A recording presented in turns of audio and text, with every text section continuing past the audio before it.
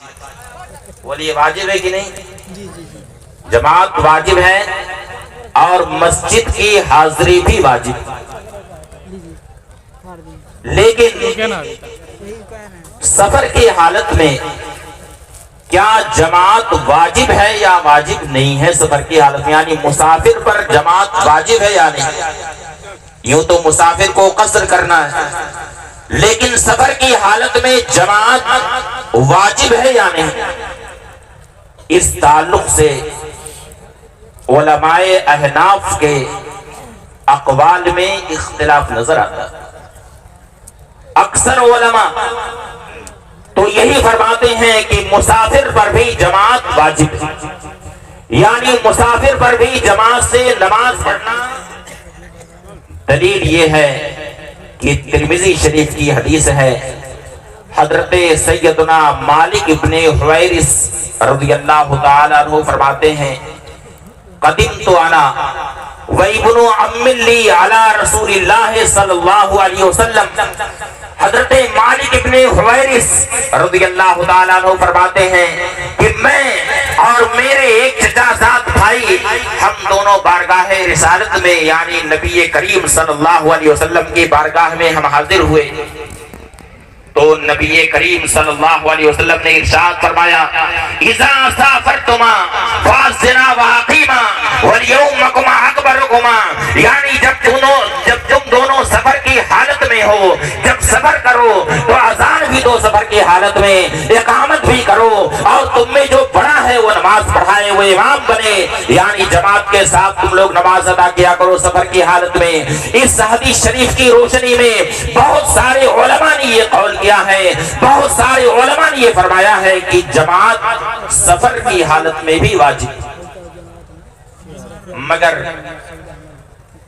علماء احناف میں علامہ بدر الدین عینی نعرے رسالت، علماء اہل سنت حضرت علامہ مسعود احمد برکاتی، نعرے تکبیر۔ علماء احناف میں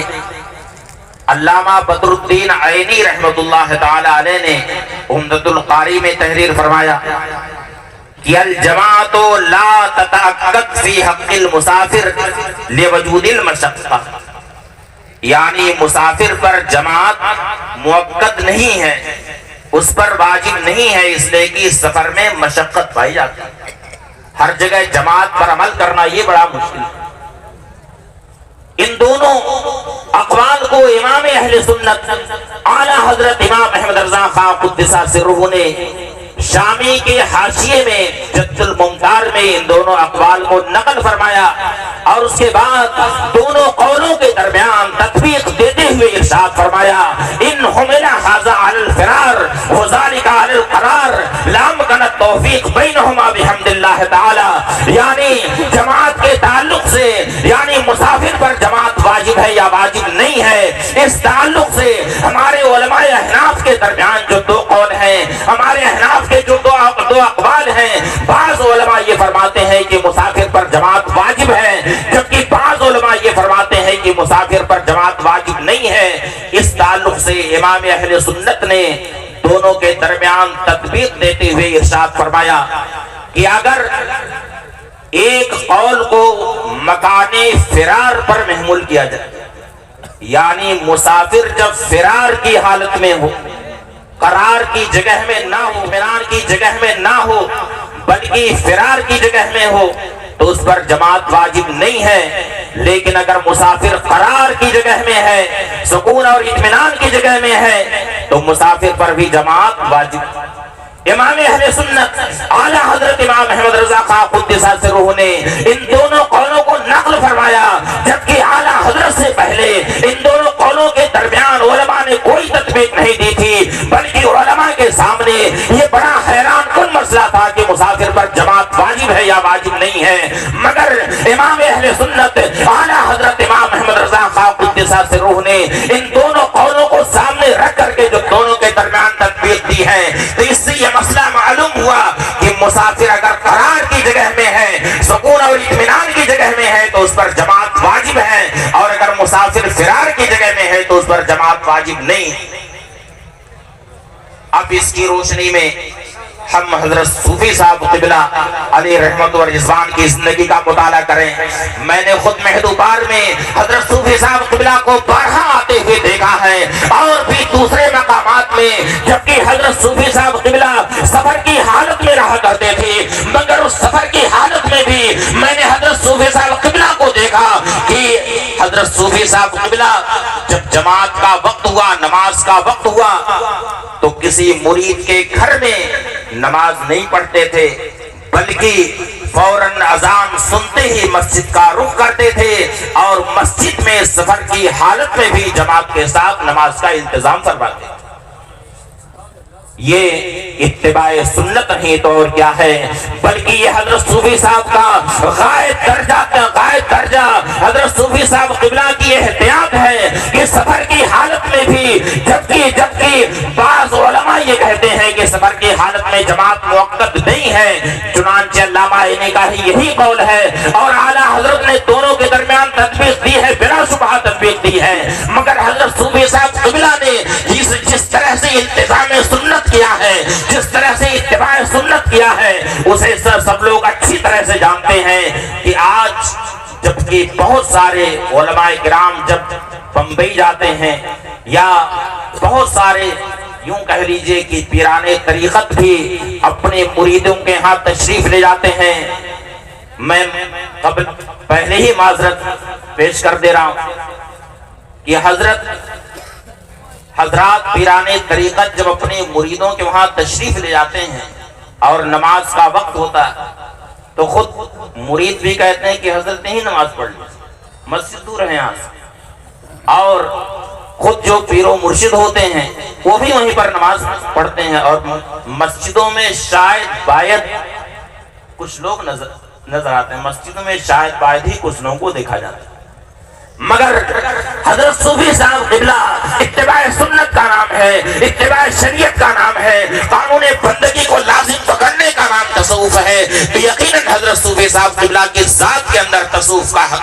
حقیقی معنی پایا جاتا تھا. اور یہ تو حضرت صوفی صاحب قبلہ کے کمال ایمان کی بھی دلیل ہے, اس وجہ سے کہ نبی کریم صلی اللہ علیہ وسلم نے ارشاد فرمایا, اذا رأیتم الرجل یعتاد الصلاۃ فی المساجد فاشهدوا له بالایمان, یعنی جب تم کسی شخص کو یہ دیکھو کہ مسجد میں نماز پڑھنے کا وہ عادی, وہ شخص نماز پڑھنے کا عادی کہاں ہے؟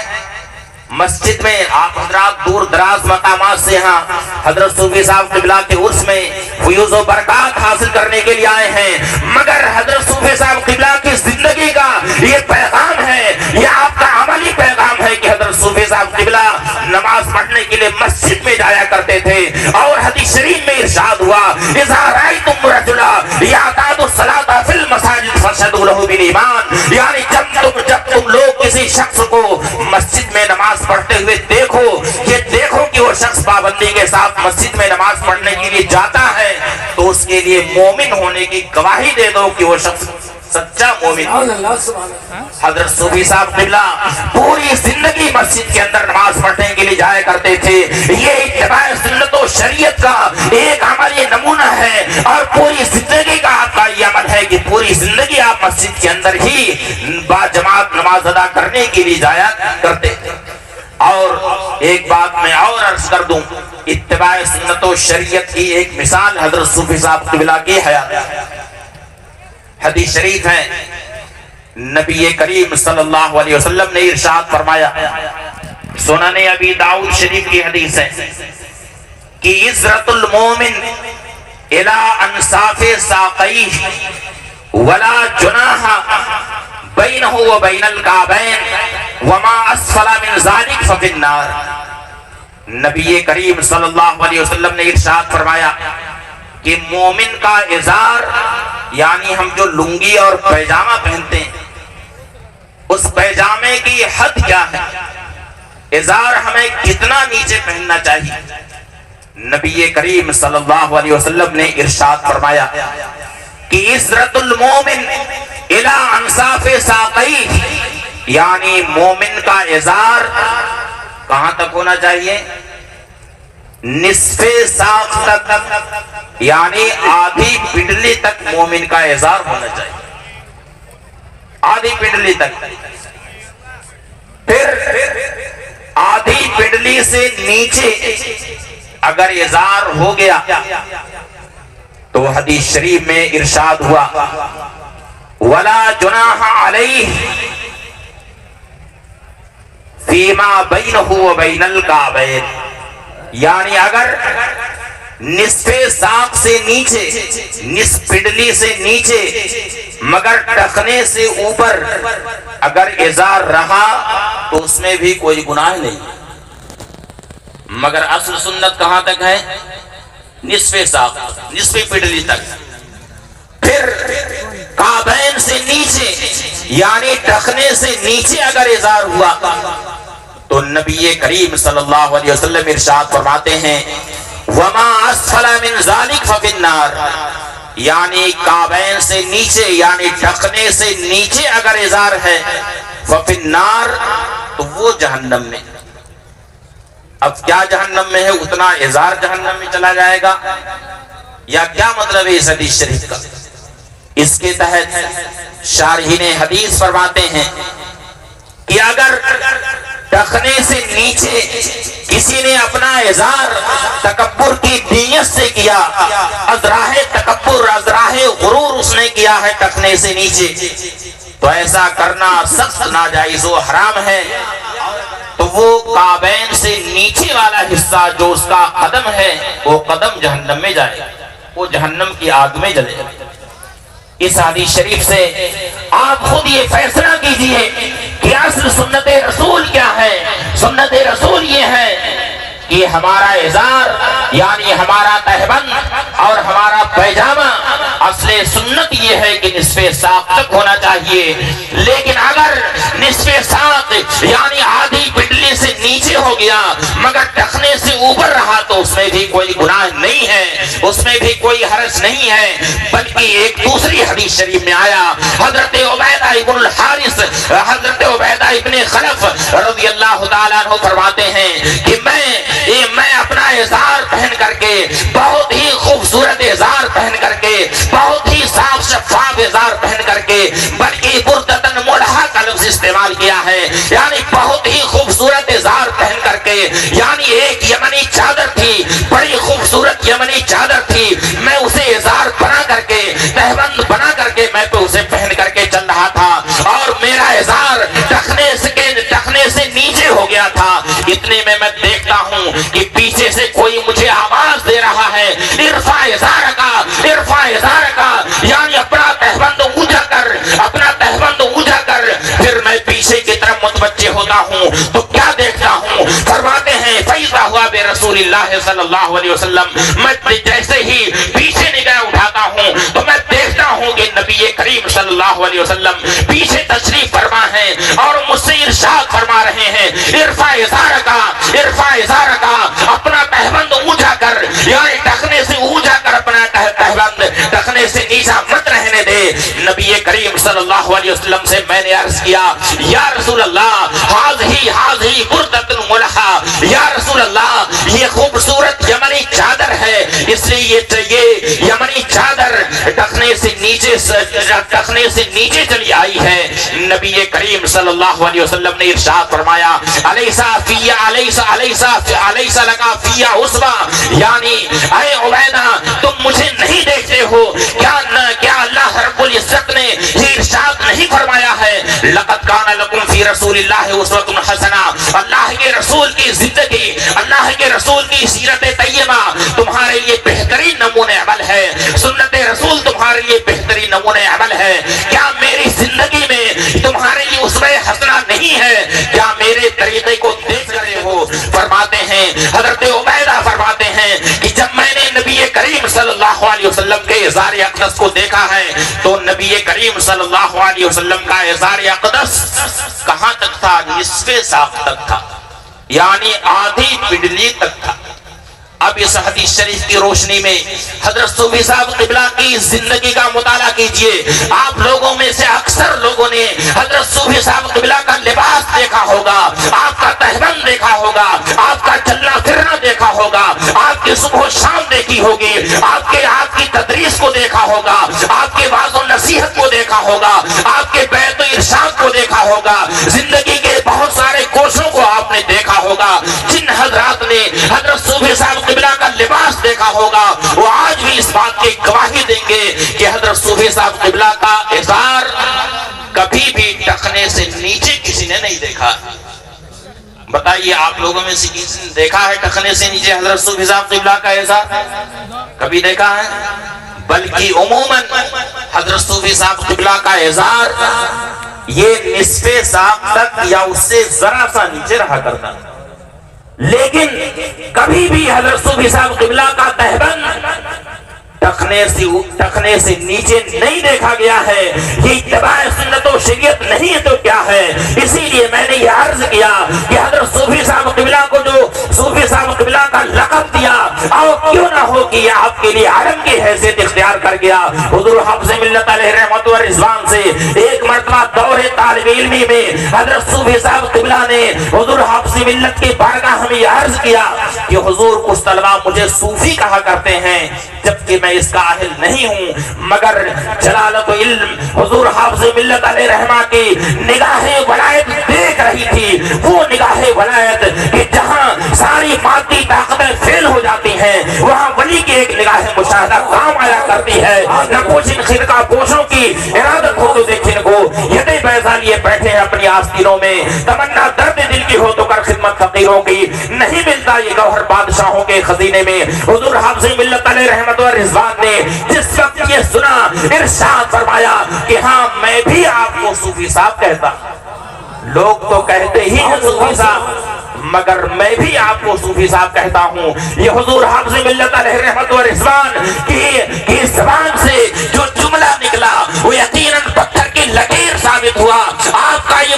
پورا اسرار جملہ جو آپ کے زبان فیض ترجمان سے صادر ہوا، یہ حضور صوفی صاحب قبلہ کے لیے صرف لقب نہیں بلکہ پوری زندگی کی ایک تعبیر ہے، بلکہ حضرت صوفی صاحب قبلہ کے لیے ایک عالم کی حیثیت یہ لفظ اختیار کر گیا۔ یہاں تک اگر مطلق طریقے سے حضرت صوفی صاحب قبلہ کا ذکر کیا جائے،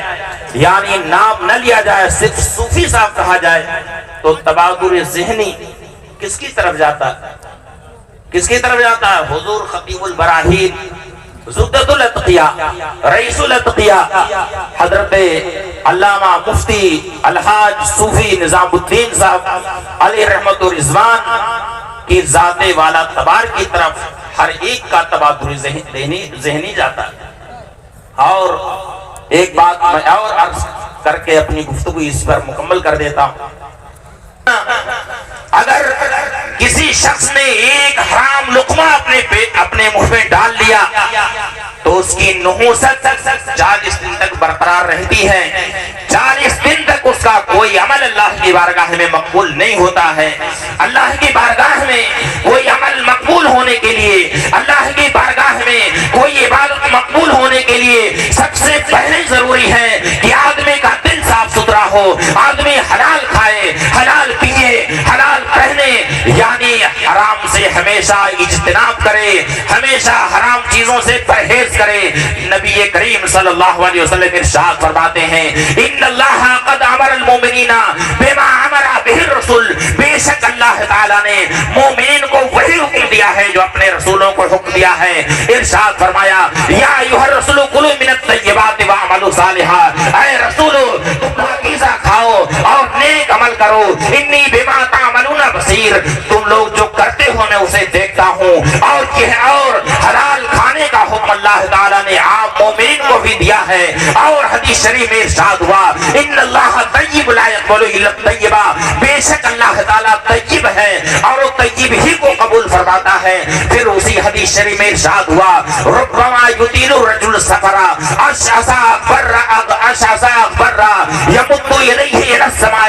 یقول یا رب یا رب ومطعمہ حرام ومشربہ حرام وملبسہ حرام وغذی بالحرام ان یستجاب لذلک، یعنی ایک بندہ ہے جو غبار آلود یعنی پراگندہ سر پراگندہ بال ہو کر کے غبار آلود یعنی مٹی سے پھٹا ہوا دھول سے پھٹا ہوا لمبا سفر کرتا ہے، بلکہ بعض علماء نے اس کی تشریح میں یہ فرمایا کہ ایک شخص غبار آلود پراگندہ سر ہو کر کے بیت اللہ شریف کا سفر کرتا ہے، ایک لمبا سفر کرتا ہے اور اللہ کی بارگاہ میں دستے دعا اٹھاتا ہے، اللہ کی بارگاہ میں وہ دعا کرتا ہے، یا رب یا رب، اے پروردگار اے پروردگار میری یہ حاجت پوری فرما دے، میری یہ دعا قبول فرما دے، اے پروردگار میری یہ بیماری دور فرما دے، اے پروردگار مجھے شفا عطا فرما، اے پروردگار میرے بچے کو شفا عطا فرما۔ اس طرح سے بندہ اللہ کی بارگاہ میں دستے دعا اٹھاتا ہے اور یہ دعا کرتا ہے، یا رب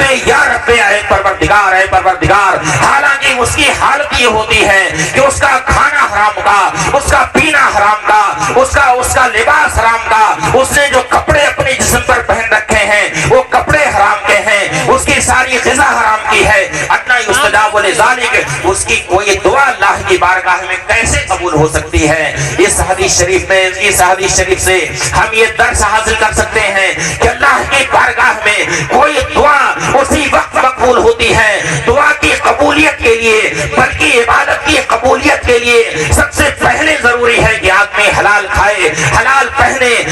حلال پیے، یعنی حرام سے ہمیشہ اجتناب چیزوں سے اس کا تعلق ہو، حرام سے ہمیشہ پرہیز کرے، تبھی اس کی کوئی دعا اور اس کا کوئی عمل صالح اللہ کی بارگاہ میں مقبول ہو سکتا ہے۔ اب ذرا حضرت صوفی صاحب قبلہ کے حیات کا مطالعہ کریں، آپ کی حیات کے تو بہت سارے ایسے گوشے ملیں گے، یہاں کتنے ایسے موجود ہوں گے جنہوں نے اپنی آنکھوں سے حضرت صوفی صاحب قبلہ کی زندگی کا مطالعہ کیا ہے، حضرت صوفی صاحب قبلہ کی صبح و شام دیکھی ہے، ان کا چلنا پھرنا دیکھا ہے، ان کا کھانا پینا دیکھا ہے، ان کا لباس دیکھا ہے، اور کربلا سب لوگ یہ شہادت دے سکتے ہیں کہ حضرت صوفی صاحب قبلہ نے ہمیشہ حرام سے پرہیز کیا،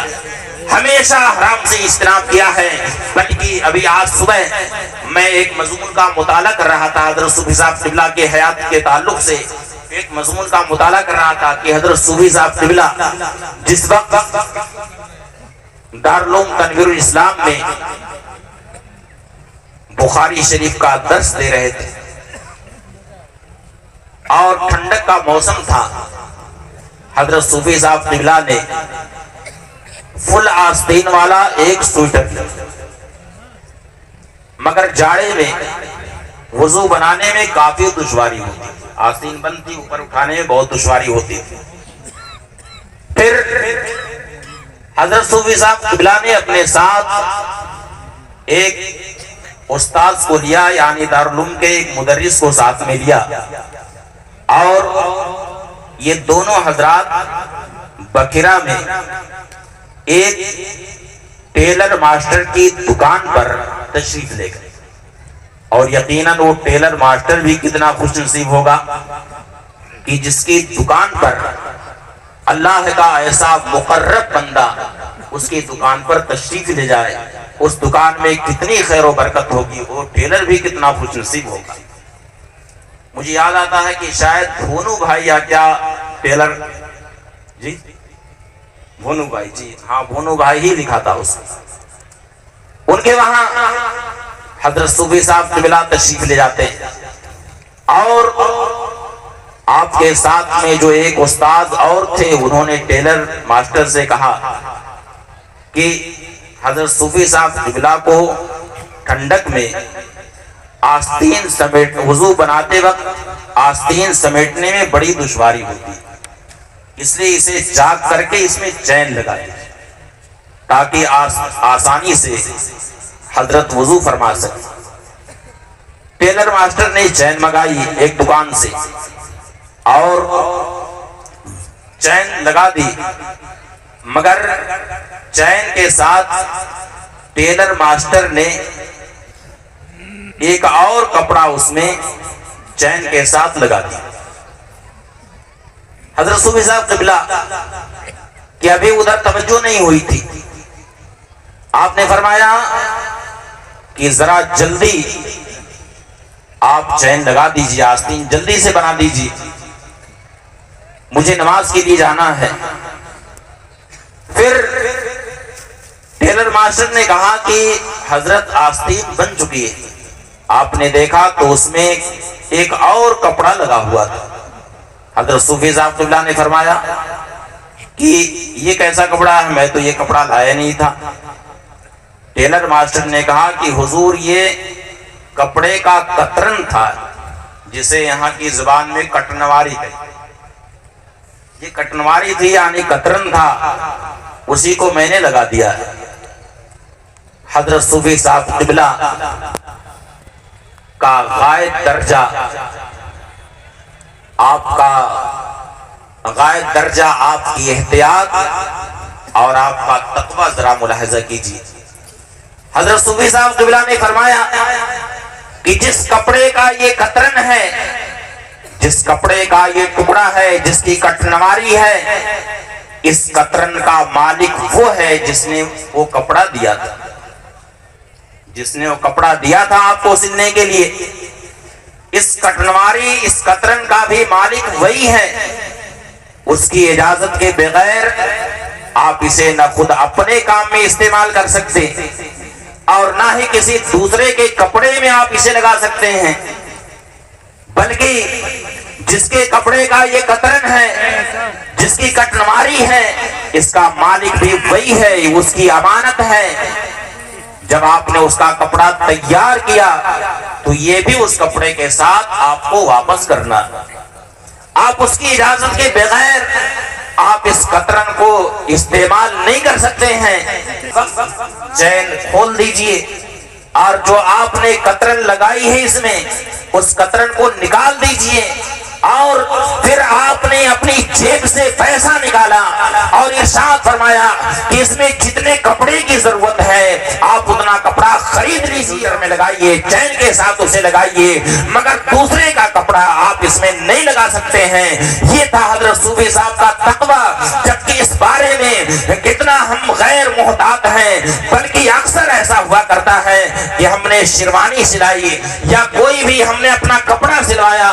تو اس میں بہت ایسا ہوتا ہے کہ ٹیلر ماسٹر اپنی طرف سے کوئی کپڑا لگا دیا کرتے ہیں اور ہمیں یہ توفیق بھی نہیں ہوتی ہے کہ ہم یہ پوچھیں کہ کیسا کپڑا ہے، یہ کیسا کپڑا آپ نے لگایا ہے۔ مگر حضرت صوفی صاحب قبلہ کا تقوی دیکھیے، آپ کی غائب درجہ احتیاط دیکھیے کہ حضرت صوفی صاحب قبلہ نے اس کو بھی برداشت نہیں کیا کہ دوسرے کے کپڑے کا قطرن جس کی کوئی اہمیت نہیں ہوتی ہے، بلکہ خود کپڑے والا بھی اپنے وہم و خیال میں بھی اس بات کو نہیں لاتا ہے کہ جو کٹنواری بچے گی وہ بھی مجھے واپس کی جائے، بلکہ اس سے وہ بے نیاز ہوا کرتا ہے۔ مگر یہ حضرت صوفی صاحب کا تقوی تھا، آپ کی احتیاط تھی کہ آپ نے دوسرے کے کپڑے کے قطرن کو اپنے سویٹر کے اندر استعمال نہیں ہونے دیا، کیونکہ ایک تو ہے حرام سے بچنا مگر دوسری چیز ہے کہ شبہات سے بھی بچنا۔ تو حضرت صوفی صاحب قبلہ کے ذات وہ تھی کہ حرام سے تو آپ ہمیشہ بچتے ہی تھے، حرام تو حرام بلکہ شبہات سے بھی بچا کرتے تھے۔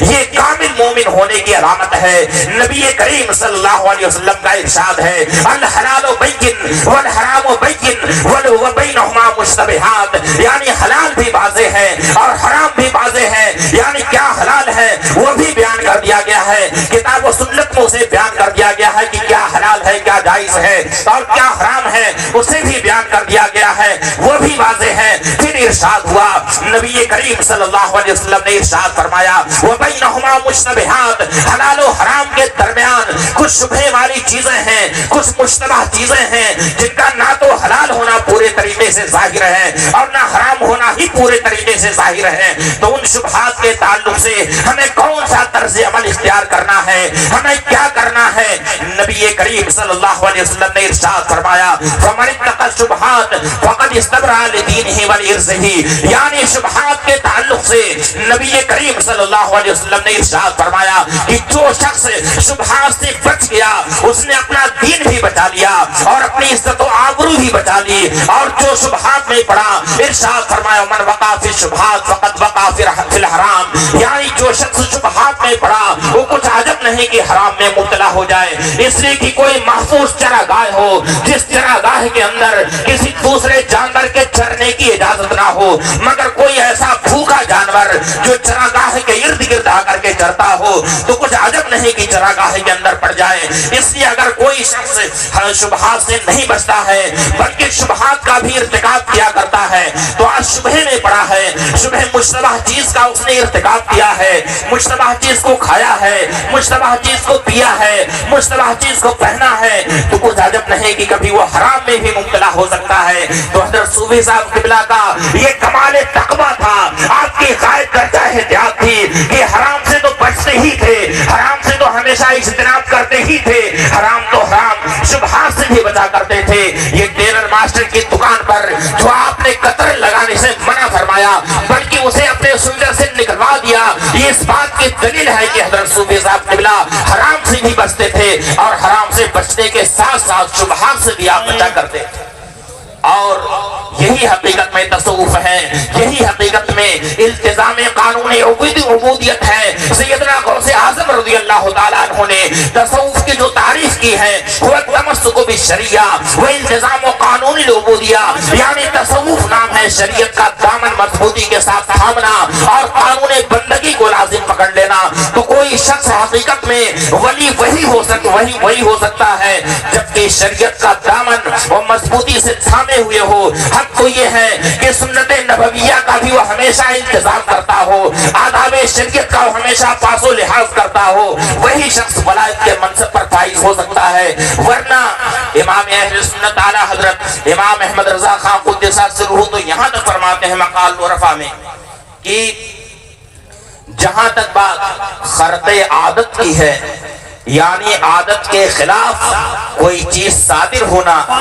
بلکہ کشف کا بھی لفظ استعمال کیا ہے کہ بڑے بڑے کشف تو جوگیوں اور سنیاسیوں کو بھی ہوا کرتے ہیں، جوگیوں اور سنیاسیوں کو بھی بڑے بڑے کشف ہوا کرتے ہیں۔ اس لیے کشف ہونا، خرق عادت کا صادر ہونا، عادت کے خلاف کسی چیز کا صادر ہونا، بلکہ ہوا میں پرواز کرنا، سطح سمندر پر چلنا، جب تک کہ اس کے اندر شریعت کی پیروی نہ ہو، اتباع سنت جب تک کی نہ ہو، نبی کریم صلی اللہ علیہ وسلم کی شریعت کا جب تک کہ وہ پابند نہ ہو، اس وقت تک وہ ولایت کے منصب پر فائز نہیں ہو سکتا ہے۔ اسی لیے علماء نے فرمایا کہ الاستقامت فوق الکرامہ، یعنی شریعت پر استقامت یہ کرامت سے بڑھ کر کے ہے، کرامت سے بڑی چیز ہے کہ آدمی شریعت پر استقامت برتے، اتباع سنت و شریعت کرے، یہ کرامت سے بڑھ کر کے ہے۔ تو حضرت صوفی صاحب قبلہ سے اگرچہ خوارق عادات بظاہر صادر نہ ہوئے ہوں، عادت کے خلاف چیزیں اگرچہ صادر نہ ہوئی ہوں، مگر حضرت صوفی صاحب قبلہ علیہ رحمت و رضوان کی سب سے بڑی کرامت ہے التمسک بالشریعہ و التزام قانون العبودیہ، یعنی شریعت کا دامن مضبوطی سے تھامنا اور قانون بندگی کو لازم پکڑنا۔ یہی حضرت صوفی صاحب قبلہ کی سب سے بڑی کرامت ہے۔ یہی وجہ ہے کہ حضرت صوفی صاحب قبلہ کی حیات میں لوگوں کے دل آپ کی طرف اس طرح سے مائل ہو گئے کہ عوام تو عوام، علماء اور طلباء کا کے دل آپ کی ذات کی طرف مائل ہو گئے، اور آپ کے مریدوں میں علماء کی تعداد جس کثرت کے ساتھ نظر آتی ہے، اتنی بڑی تعداد کم ہی پیروں کے مریدوں کی نظر آتی ہے۔ یہ حضرت صوفی صاحب قبلہ کے تقویٰ کی علامت ہے، آپ کے قائد درجہ احتیاط کی سب سے بڑی دلیل ہے کہ علماء کرام جس کو تسلیم کر لے، علماء کرام جس کی عقیدت اپنے دلوں میں رکھیں، علماء کرام جس کی عظمتوں کا احترام کریں، تو یہ کسی بندے کے محبوب ہونے کی علامت ہے۔ یہی وجہ ہے کہ جب حضرت صوفی صاحب قبلہ کے نورانی چہرے کی زیارت لوگ کیا کرتے تھے، آپ کی حیات میں جس وقت آپ کے نورانی چہروں کا دیدار کیا کرتے تھے، تو آپ کی مجلس میں جو ہوا کرتے تھے وہ دل میں اللہ کو یاد کرتے تھے، اور ان کی زبان پر ذکر الہی جاری ہوا کرتا تھا۔ جس طرح سے کہ حضرت مولا کائنات رضی اللہ تعالیٰ عنہ جس وقت اپنے کاشانے سے باہر نکلتے تھے تو آپ کے نورانی چہرے کو دیکھ کر کے لوگ اللہ کو یاد کیا کرتے تھے، اور لوگ کہتے تھے لا الہ الا اللہ ما اکرم ھذا الفتى، لا الہ الا اللہ ما اشجع ھذا الفتى، لا الہ الا اللہ ما احسن ھذا الفتى، لا الہ الا اللہ ما احلم ھذا الفتى، لا الہ الا اللہ یہ نوجوان کتنا خوبصورت ہے، لا الہ الا اللہ یہ نوجوان کتنا بردبار ہے، لا الہ الا اللہ یہ نوجوان کتنا حسین و جمیل ہے، لا الہ الا اللہ یہ نوجوان کیسا کریم ہے، کیسا سخی ہے۔ تو حضرت صوفی صاحب قبلہ کی زندگی کا جن لوگوں نے مطالعہ کیا ہے، آپ کے نورانی نورانی چہرے کو جن لوگوں نے دیکھا ہے وہ لوگ دیکھتے ہی یقیناً انہیں خدا کی یاد تازہ ہو جایا کرتی تھی، اور آپ کے نورانی چہرے کو لوگ دیکھ کر کے اللہ کو یاد کیا کرتے تھے۔ اور قرآن کریم میں بھی حکم ہوا ہے وَلَا تَعْدُ عَيْنَاكَ عَنْهُمْ، یعنی جب تم لوگ نیک بندوں کی صحبت میں رہا کرو تو ان کے نورانی چہروں کو دیکھو، ان کے نورانی چہروں سے تمہاری نگاہیں نہ ہٹیں۔ ایسے ہی نیک بندوں کا تذکرہ اللہ رب العزت نے قرآن کریم میں یوں فرمایا وَعِبَادُ الرَّحْمَنِ الَّذِينَ يَمْشُونَ عَلَى الْأَرْضِ هَوْنًا وَإِذَا خَاطَبَهُمُ الْجَاهِلُونَ قَالُوا سَلَامًا وَالَّذِينَ يَبِيتُونَ لِرَبِّهِمْ سُجَّدًا وَقِيَامًا۔ اللہ کے نیک بندے، رحمان کے وہ نیک بندے جو روئے زمین پر آہستگی اور متانت کے ساتھ چلتے ہیں، سنجیدگی اور وقار کے ساتھ سنجیدگی اور وقار کی چال چلا کرتے ہیں، اور جب جاہل اور بے پڑھے لکھے لوگ ان سے مخاطب ہوتے ہیں، ان سے بات کرتے ہیں تو ان کی جاہلانہ باتوں میں نہ آ کر کے انہیں سلام کیا اور سلام کر کے آگے بڑھ جاتے ہیں۔ والذین یبیتون لربہم سجدا وقیاما، اور جو اپنے رب کے لیے سجدے اور قیام کی حالت میں رات گزارتے ہیں۔ حضرت صوفی صاحب قبلہ کی رات کو جن لوگوں نے دیکھا، بلکہ ایک عینی شاہد نے اس واقعے کو بیان کیا کہ میں ٹرین میں سفر کر رہا تھا، حضرت صوفی صاحب قبلہ جس ڈبے میں تھے میں بھی اسی ڈبے کے اندر تھا، رات کو مجھے استنجا لگا، تقریباً 3 ساڑھے 3 بجے کا وقت تھا رات کو، جبکہ ٹرین کے سارے لوگ سو رہے تھے، مجھے استنجا کی ضرورت محسوس ہوئی، میں استنجا خانے کی طرف گیا، میں دیکھتا ہوں کہ حضرت صوفی صاحب قبلہ اپنی سیٹ پر بیٹھ کر کے رات کو ساڑھے 3 بجے اس سناٹے میں جبکہ پوری ٹرین سو رہی ہے، ٹرین کے سارے پیسنجر سو رہے ہیں، حضرت صوفی صاحب قبلہ رات کے سناٹے میں 3 ساڑھے 3 بجے رات میں دلائل الخیرات شریف کا ورد کر رہے ہیں۔ اس وقت دلائل الخیرات شریف پڑھ رہے ہیں، یاد الہی میں لگے ہوئے ہیں، یعنی اللہ کے نیک بندوں کی جو صفت قرآن کریم میں بیان ہوئی تتجافی جنوبہم عن المضاجع، یعنی ان کی کروٹیں ان کی خوابگاہوں سے جدا رہا کرتی ہیں، وہ خواب غفلت میں سوتے نہیں ہیں، وہ خواب غفلت میں نہیں رہتے ہیں، اپنے نرم بستر پر غافل ہو کر کے رات نہیں گزارتے ہیں، بلکہ ان کی کروٹیں ان کے خوابگاہوں سے جدا رہتی ہیں، وہ کبھی بھی یاد الہی سے غافل نہیں رہتے ہیں۔ تو حضرت صوفی صاحب قبلہ علیہ الرحمہ کے ذات اللہ کے انہی نیک بندوں میں سے ایک تھی جو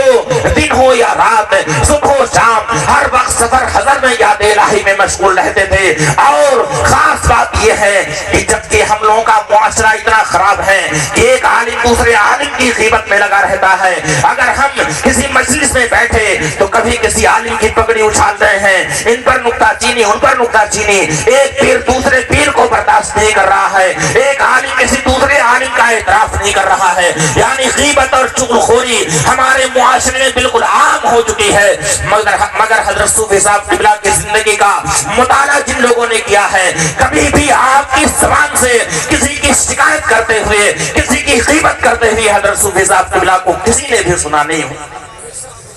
حضرت صوفی صاحب قبلہ نے ہمیشہ اپنی نگاہ کی حفاظت کی، اپنی زبان کی حفاظت کی، بلکہ جو حدیث شریف میں ارشاد ہوا کہ طول الصمت یعنی دیر تک خاموشی، یعنی آدمی بولے تو اچھی بات بولے ورنہ خاموش رہے، تو خاموشی جس کی ترغیب احادیث کریمہ میں بہت زیادہ آئی ہے۔ حضرت صوفی صاحب قبلہ جب بولتے تو کوئی اچھی ہی بات بولتے ورنہ خاموش رہتے، کبھی بھی آپ نے اپنی زبان سے کسی عالم کی غیبت نہیں کی ہے، کبھی بھی آپ نے اپنی زبان سے کسی کے اوپر کوئی بیجا تبصرہ نہیں کیا ہے، بلکہ ہمیشہ اپنی زبان کی حفاظت کی ہے، اپنی آنکھ کی حفاظت کی ہے، اپنے کردار و عمل کی حفاظت کی ہے۔ اسی کردار و عمل کا نتیجہ ہے، اسی پاکیزہ کردار و عمل کا نتیجہ ہے کہ آج خلق خدا، بلکہ آپ کی حیات میں خلق خدا کے رجوع کا عالم یہ ہے کہ لاکھوں کی تعداد میں آپ کے دستے حق پرست پر لوگوں نے بیعت کی اور اپنے گناہوں سے سچی توبہ کی۔ دعا ہے اللہ تعالی ہمیں بھی حضرت صوفی صاحب قبلہ کے نقش قدم پر چلنے کی توفیق عطا فرمائے۔ میں نے جو کچھ بیان کیا اس میں جو حق و ثواب ہے وہ اللہ تعالی اسے قبول فرمائے، اور بیان کرنے میں کسی بھی طرح کی تعبیری تشریح یا کوئی بھی خطا ہوئی ہو میں اس سے فوراً توبہ استغفار کرتا ہوں۔ استغفر اللہ ربی من کل ذنب واتوب الیہ، وآخر دعوانا ان الحمد للہ رب العالمین۔ السلام علیکم ورحمۃ اللہ وبرکاتہ۔